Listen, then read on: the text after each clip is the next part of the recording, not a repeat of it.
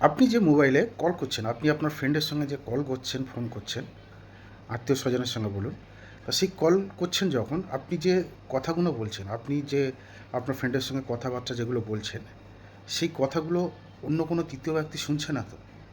আপনি চাইলে কিন্তু আপনার মোবাইলে খুব সহজে চেক করতে পারবেন যে আপনি যে কথাগুলো বলছেন, আপনি যাকে যাকে কল করছেন, সেই কথাগুলো অন্য কোনো ব্যক্তি শুনছে কি না।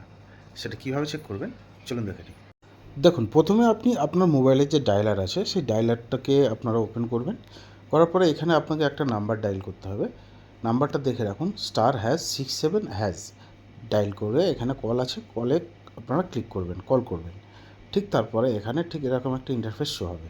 এখানে দেখুন কল ফরওয়ার্ডিং লেখা আছে, আর ভয়েস লেখা আছে দেখুন নট ফরওয়ার্ড বলে লেখা আছে। এখানে যদি নট ফরওয়ার্ডের জায়গায় যদি শুধু ফরওয়ার্ড লেখা থাকতো, তাহলে বুঝে নিতে হবে আপনার কলটি অন্য কেউ শুনছে বা অন্য কারো কাছে যাচ্ছে। ধন্যবাদ।